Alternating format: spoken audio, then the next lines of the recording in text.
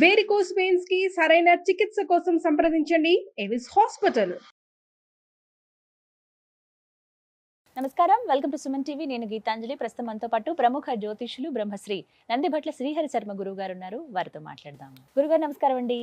వాగర్థావివ సంపృక్తౌ వాగర్థ ప్రతిపత్తయే జగతః పితరౌ వందే పార్వతీ పరమేశ్వరౌ. సదాశివసమారంభాం శంకరాచార్య మధ్యమాం అస్మదాచార్య పర్యంతం వందే గురు పరంపరాం. ఆదిత్యాయ చ సోమాయ మంగళాయ బుధాయ చ గురుశుక్ర శనిభ్యశ్చ రాహవే కేతవే నమః. శృంగేరి జగద్గురు పీఠాధిపతులకి, కంచి పీఠాధిపతులకి నమస్కారములు తెలియచేసుకుంటూ కార్యక్రమాన్ని ప్రారంభిద్దాం. గురుగారు, కార్తీక మాసం దాదాపుగా సగం పూర్తయిపోయినట్లే. అయితే కార్తీక మాసం అనగానే సోమవారాలు చాలా విశేషంగా చెప్తారు. అలాగే ఏకాదశి, ద్వాదశి, పౌర్ణమి అనేది ఇంకా విశేషం. అసలు మాసం అంతా చేసినా చేయకపోయినా ఒక్క పౌర్ణమి రోజు ఉపవాసం ఉండి ఒత్తులు వెలిగించి ఆలయానికి వెళ్ళి అక్కడ కాసేపు గడిపి ఆ రోజు అంతా పూర్తయిన తర్వాత ఉపవాసాన్ని విరమించి ఇక చాలు, ఇంకా సంవత్సరం అంతా మనం పూజ చేసుకున్నటువంటి భాగ్యం అని అందరం భావిస్తామండి. అయితే మీరు ఒక మాట అన్నారు లాస్ట్ టైం వీడియోస్ చేసేటప్పుడు, పౌర్ణమి ఎంత విశేషమో అంతకు మించిన విశేషమైన రోజులు ఇంకా ఉన్నాయమ్మా కార్తీక మాసంలో అన్నారు. వాటి గురించి ప్రత్యేకంగా ఒక వీడియో చేద్దామని. అయితే ఇంకా ఆ రోజు ఇప్పుడు ఉందా అండి, లేకపోతే 15 రోజుల ముందే పూర్తయిందా? ఆ వివరాలు తెలియచేయండి. ముందుగా వీక్షించేటువంటి సుమన్ టీవీ ప్రేక్షకులకి గమనిక, ఈ కార్తీక పౌర్ణమి సందర్భంగా ఊరు ఊర వాడవాడల అందరూ కూడా భక్తి ప్రపత్తులతో దీపారాధన, ఈ యొక్క ఈశ్వరుని ఆరాధన అనేటువంటిది చేస్తూ వచ్చారమ్మా. అవును. కానీ పంచాంగములు తిరిగేస్తూ ఉంటుంటే ఈ కార్తీక సోమవారాల మీద దృష్టి పెట్టినప్పుడు ఒక అద్భుతమైనటువంటి విషయం కనబడిందమ్మా. అంటే ఈ క్రోధినామ సంవత్సరం ఈ కార్తీక మాసానికి మాత్రమే పరిమితమైనటువంటి రోజుగా చెప్పవచ్చని నా పరిశీలనలో. ఎందుకనంటే శివ పరివారానికి సంబంధించినటువంటి అందరికీ సంబంధించి కలిసి వచ్చే రోజు ఒక రోజు. అంటే ఈశ్వరుడు, అమ్మవారు, వినాయకుడు, కుమారస్వామి, వీళ్ళందరికీ కూడా ఈ శివ పరివారమే కదమ్మా. ఈ నలుగురే శివ పరివారం. ఈ శివ పరివారానికి సంబంధించి అన్నిందరికీ కలిసి వచ్చిన దేవతారాధన కలిసి వచ్చిన ఏకైక రోజు ఇప్పుడు రాబోతుంది 18వ తారీఖు, 3వ కార్తీక సోమవారం. మూడవ కార్తీక సోమవారం. ఎందుకనంటే అమ్మవారికి అంటే గౌరీదేవి తిథిగా అనగా అధిపతిగా ఉన్నటువంటి తిథి ఏంటి? తదియ తిథి. తర్వాత సోమవారం, కార్తీక సోమవారం ఈశ్వరుడు. మళ్ళీ ఈశ్వరునికి ఇంకొక ప్రత్యేకత ఉంది. ఆ రోజున ఉన్నటువంటి నక్షత్రం ఏంటమ్మా? మృగశిర నక్షత్రం. మృగశిర నక్షత్రానికి అధిపతి ఎవరు? కుజుడు. కుజునికి అధిష్టాన దేవత మళ్ళీ సుబ్రహ్మణ్య స్వామి. అంటే ఇక్కడ సుబ్రహ్మణ్య స్వామి యొక్క సంబంధం కూడా వచ్చి చేరింది. ఇక 4వది వినాయకుడు. ఆ రోజున సంకష్టహర చతుర్థి, 18వ తారీఖు రోజున. అంటే మధ్యాహ్నానికి వస్తుందండి. అంటే ప్రదోషకాల సమయంలో చతుర్థి ఉంటే కనుక ఆ రోజే చేసుకోవాలి. సంకష్టహర చతుర్థి సోమవారం 18వ తారీఖు అయింది. అంటే వినాయకుడు, ఈశ్వరుడు, అమ్మవారు, కుమారస్వామి, సుబ్రహ్మణ్య స్వామి నలుగురికి సంబంధించినటువంటి రోజుగా చెప్పబడి ఉంది. కాబట్టి ఈ రోజున ఎవరైతే వీక్షిస్తున్నటువంటి ప్రేక్షకులు 3వ కార్తీక అంటే తెలిసి తెలియక కూడా చాలా మంది భక్తి ప్రపత్తులతో ఈశ్వరుని ఆరాధన చేస్తారు. అది అందరూ చేస్తారు. కానీ ఇప్పుడు మనము చెప్పబోయేటువంటిది తెలుసుకొని ఇంకా కొంత సమయం మన దేవతారాధనకి గనక వెచ్చించుకుంటే మరింత పుణ్య ఫలితము. అసలు చెప్పాలనంటే ఈ కార్తీక మాసం అంతా కూడా చేసిన పుణ్య ఫలితం ఒక్క రోజుకే వస్తుందేమో అన్నంతగా ఆ కలయిక ఉందమ్మా. మరి ఏం చేయాలండి ఆ రోజున? సాధారణంగా వివాహం కావాల్సినటువంటి అమ్మాయిలు ఆ రోజున కాత్యాయని వ్రతం చేయండి. ఎందుకంటే మృగశిర నక్షత్రం ఉంది కదా, అమ్మవారు కాత్యాయని వ్రతం చేసేటప్పుడు అమ్మవారు అధిష్టాన దేవత కాత్యాయని. అంటే తదియ తిథి కూడా కలిసి వచ్చింది, సోమవారము అయ్యింది. కాబట్టి వివాహం కావాల్సినటువంటి అమ్మాయిలు కాత్యాయని వ్రతాన్ని అనగా పుస్తకం బయట షాపులో పుస్తకంలో దొరుకుతుంది.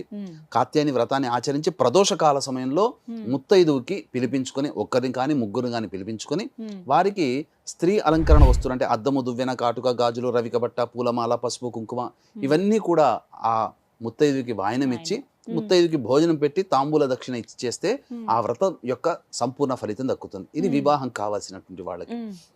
ఇక ముఖ్యంగా కుజదోషం ఉన్నటువంటి వాళ్ళు కూడా ఈ కాత్యాయని వ్రతం సోమవారం చేయొచ్చు. సాధారణంగా మంగళవారం నాడు చేసుకుంటారు. కానీ ఈ సోమవారం, కార్తీక సోమవారం మృగశిర నక్షత్రము తదియ తిథి కూడా ఉన్నటువంటి కారణం చేత ఆ విధంగా చేయండి. ప్రదోష కాలంలో అమ్మ ముత్తైదుకి దానం ఇవ్వడం. ఇక ఆ రోజున కార్తీక సోమవారం కదా, బ్రహ్మ ముహూర్తం లేచి చక్కగా ఈశ్వరుని చిత్రపటం, అంటే చిత్రపటం ఎలా ఉండాలంటే శివ పరివారం ఉండాలి, స్వామి ఉండాలి, అమ్మవారు ఉండాలి, పక్కన ఒక వినాయకుడు, ఇంకొక పక్కన కుమారస్వామి, వీళ్ళందరూ వాహనములతో సహా చిత్రపటం ఉన్నప్పుడు ఆ చిత్రపటానికి గన్నేరు పూలతో కానీ మల్లె పూలతో కానీ ఇలా ఏదైనా కానీ పుష్పించే పూలమాల వేసి చక్కగా శివ సహస్రనామము, గౌరీ సహస్రనామ పారాయణం చేయాలి. తర్వాత వినాయక అష్టోత్తరము, కుమారస్వామి అష్టోత్తరము, సుబ్రహ్మణ్య అష్టోత్తరం 3 సార్లు పారాయణం చేయాలి. తర్వాత వడపప్పు, పానకము ఇవన్నీ కూడా నైవేద్యం పెట్టాలి, చలివిడి కూడా నైవేద్యంగా పెట్టాలి. ఇక కుజదోషంతో బాధపడుతున్నటువంటి వాళ్ళు సుబ్రహ్మణ్య స్వామి అనగా శివాలయానికి చేరుకుంటే ఆ శివాలయంలో శివ పరివారం అంతా ఉంటారు. గణపతి ఉంటాడు, సుబ్రహ్మణ్య స్వామి ఉంటాడు, అమ్మవారు ఉంటాడు, ఈశ్వరుడు ఉంటాడు. ఆ రోజున చక్కగా అర్చనాభిషేకాదులు ఆ దేవాలయంలో గోత్రనామాలతో జరిపించుకోవడం ద్వారా వాళ్ళ సంకల్పం అనేటువంటిది అతి శీఘ్రముగా నెరవేరుతుందమ్మా. ఈ శివ పరివారం సంబంధించిన అన్ని కలిసిన రోజు ఆ ఒక్కరోజే ఉంది, 18వ తారీఖు. ఇక మరొక్క విశేషం ఏంటంటేనమ్మా, ప్రదోషకాలం సాయంకాలం 6:30 కల్లా తదియ వెళ్ళిపోతుంది, చవితి వస్తుంది. ఆ తరువాత మధ్యాహ్నం 3 గంటలకల్లా మృగశిర నక్షత్రం వెళ్ళిపోతుంది. అంటే ప్రదోషకాల సమయానికి సూర్యాస్తమయం 6:04 ఉంది.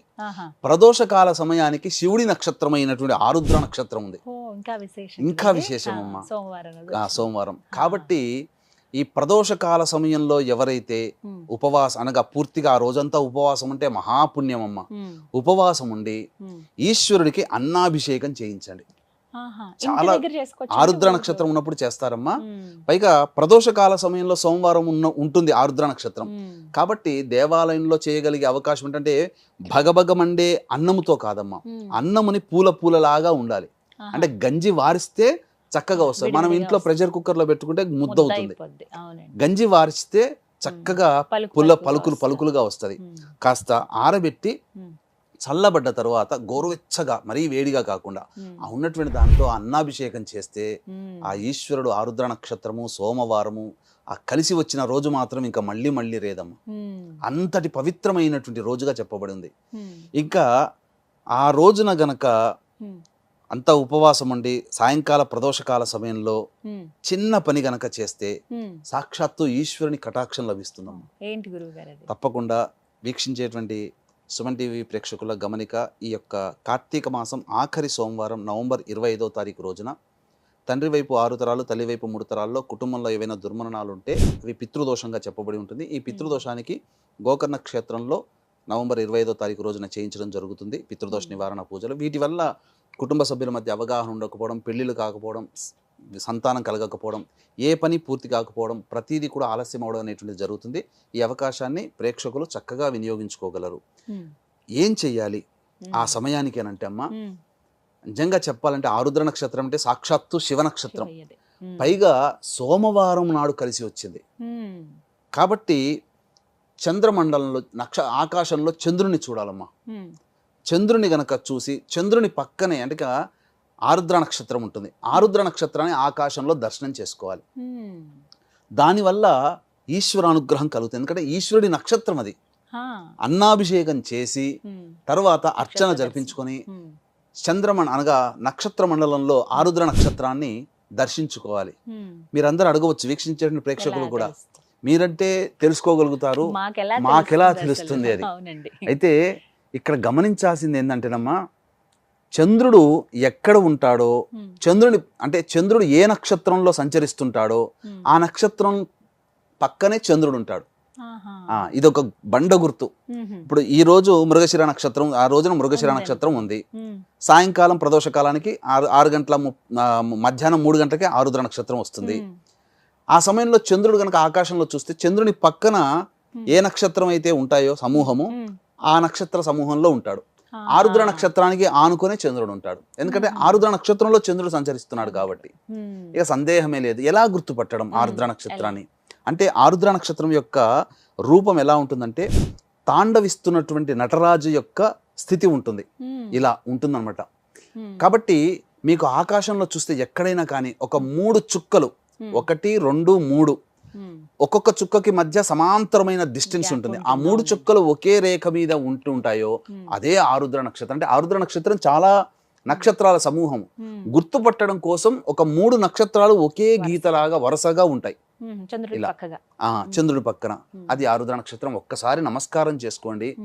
ఈ శివ దర్శన ప్రభావం వల్ల అన్నాభిషేకం చేసుకోవడం వల్ల, లేదా మామూలుగా నేను అభిషేకం చేసుకోవచ్చు. ప్రదోషకాల సమయంలో ఆరుద్ర నక్షత్రం ఉన్నప్పుడు వివాహం కావాల్సినటువంటి అబ్బాయిలు అమ్మాయిలు పటిక బెల్లం పొడిని నీటిలో వేసి ఆ నీటితో ఈశ్వరుడికి అభిషేకం. ఉద్యోగం కావాల్సినటువంటి ఎవరైనా కానీ, ఉద్యోగంలో అభివృద్ధి కావాలనుకునే వాళ్ళు, బదిలీ కావాలనుకునే వాళ్ళు ఎవరైనా చెరుకు రసంతో ఈశ్వరుడికి అభిషేకం. ఆరోగ్యం కావాల్సినటువంటి వాళ్ళు నెయ్యితో అభిషేకం చేసుకోవాలి. ఇలా పలు రకాలైనటువంటి ద్రవ్యములతో చేస్తే చాలా విశేషమైనటువంటి పుణ్య ఫలితం. ఆ ప్రదోషకాల సమయంలో చేసి అర్చన చేసి ఈశ్వరుని దర్శించుకోండి. చాలా పుణ్యమైందమ్మా. మళ్ళీ ఒకసారి చెప్తున్నానండి, కార్తీక 3వ సోమవారం అయింది, తదియ తిథి అయింది, మృగశిర నక్షత్రం ఉంది, సంకష్టహర చతుర్థి, కుజునికి సంబంధించిన నక్షత్రం, సుబ్రహ్మణ్య స్వామి నక్షత్రం, పైగా ఆరుద్ర నక్షత్రం. ఈ 5 రకాలైనటువంటి యోగాలు కలిసినటువంటి శుభ సమయం అది. పైగా సాధ్య యోగం కూడా ఉందమ్మా, వణిజాకరణం ఉంది. ఇవన్నీ కూడా సంపూర్ణంగా యోగాన్ని ఇచ్చేటువంటిదమ్మా. కాబట్టి వీక్షించేటువంటి ప్రేక్షకులు ఏమాత్రం కూడా అలసత్వం చేయకుండా మీ భక్తి ప్రపత్తులతో ఆ యొక్క సంబంధించినటువంటి దేవతారాధన చక్కగా చేసుకోండి.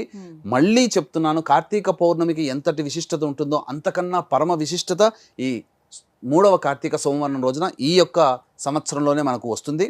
కాబట్టి అభిషేకం చేసుకునే వీలు లేని వాళ్ళు కనీసము 720 ఒత్తులతో దీపారాధన దేవాలయంలో చేయండి. ఆ ఆరుద్ర నక్షత్రం ఉన్న సమయంలో, అనగా 6:04 నుంచి 7 గంటల లోపల ఈ యొక్క దీపారాధన చేయొచ్చు. దానములు చేసిన ఈశ్వర సమూహం ఉన్నటువంటి రోజమ్మది. దీపదానం చేయండి, ఉసిరికా దానం చేయండి, సాలగ్రామ దానం చేయండి. ఇలా మీకు మార్కండేయ పురాణం ఆ రోజు చేయండి. పౌండరీక యాగం చేసినటువంటి పుణ్య ఫలితం కలుగుతుంది. ఇలా ఏ దానము చేసినా 6:04 నుంచి 7 గంటల మధ్యలో దాన కార్యక్రమాలు, దీపములు ప్రజ్వలించడము, అభిషేకములు, అర్చనలు, ఇలా మీకు శక్తి కొలది ఏది తోస్తే, మీ భక్తికి ఏది మీ మనసు అంగీకరిస్తే ఆ పని చేయండి. తప్పకుండా మీకు ఈశ్వరానుగ్రహం కలుగుతుంది. అది మీరు అనుభవించి తీరుతారు. ఆ శివానుగ్రహం కలిగిందంటే 1,00,00,000 వంతులో 10 కోట్ల వంతు మనకు లభించిన, మనం తరతరాలు కూడా ఆనందంగా శివానుగ్రహంతో జీవిస్తామని చెప్పడంలో ఏమాత్రం సందేహం లేదమ్మా. చాలా విశేషవంతమైన రోజు అని చెప్తున్నాను కదండి. తప్పకుండా, అంటే ఒక సెంటిమెంట్ ఉంటుంది చాలా మందికి, కార్తీక మాసం అంతా చేయలేకపోయినా పౌర్ణమి లేకుంటే 3వ సోమవారం చేద్దామని. అలా చేద్దాం అనుకున్న వాళ్ళకి ఇంకా ఇంకా మీరు ఇంకా చాలా మంచి మాట అన్నారు, నాకు తట్టలేదు. ఈ పౌర్ణమి రోజున, ఎందుకంటేనమ్మా పౌర్ణమి రోజున ఊరు వాడవాడాలు అందరూ చేస్తారు, కానీ చేయలేని వాళ్ళు కూడా చాలా మంది ఉంటారు. ఆ రోజు ట్రైన్ లో ఉండేవాళ్ళు, ఆడవాళ్ళు మగవాళ్ళు వేల మంది, ఫ్లైట్ లో ఉండేవాళ్ళు, బస్సులో ప్రయాణం చేసేవాళ్ళు, సొంత వెహికల్స్ లో ప్రయాణం చేసేవాళ్ళు కార్తీక పౌర్ణమి రోజున చేయలేరుగా. అయ్యో ఆటంకాలు వచ్చిన వాళ్ళు, ఆడవాళ్ళకి ఋతుక్రమం ఆటంకాలు వచ్చి, లేదా ఎవరైనా మరణించి వచ్చి మహిళా సందర్భంలో ఉండి ఆ రోజు చేయలేని వాళ్ళందరికీ కూడా ఈ 3వ కార్తీక సోమవారం నాడు గనక చేస్తే అద్భుతమైన ఫలితం అమ్మా. ఎందుకనంటే శివ పరివారము, శివ సమూహము, శివ కుటుంబము అంతా ఒక్క రోజున చేరినటువంటి రోజమ్మది. మళ్ళీ 4వ సోమవారం లేదు. ఇప్పుడు మాటలు అన్నారు మహిళని, కొంతమందికి సంవత్సరం మహిళ ఉంటుంది కదండి, అలాంటి వాళ్ళు చేసుకోవచ్చు. పితృదేవతల్ని ఉద్దేశించి దీపారాధన చేయొచ్చు, పితృదేవతల్ని ఉద్దేశించి దానాది కార్యక్రమాలు చేయొచ్చు, తప్పులేదు. ఆ విధంగా అది మొత్తానికి విశేషవంతమైన, చాలా చక్కగా చెప్పారు గురుగారు. ఈ విషయం అయితే తెలియదు మాకు ఇప్పటి వరకు. మామూలుగా 3వ సోమవారం చేసుకుందాం అనుకున్నాం, కానీ ఇంత విశేషం కాబట్టి ఖచ్చితంగా అందరూ ఆచరిస్తారు ఆ రోజున ఉపవాసం చేయటం కానీ, అభిషేకాలు చేసుకోవటం, ఆరుద్ర నక్షత్ర దర్శనం అనేది. నమస్కారం గురుగారు. సర్వం శ్రీ ఉమామహేశ్వర పరబ్రహ్మార్పణమస్తు.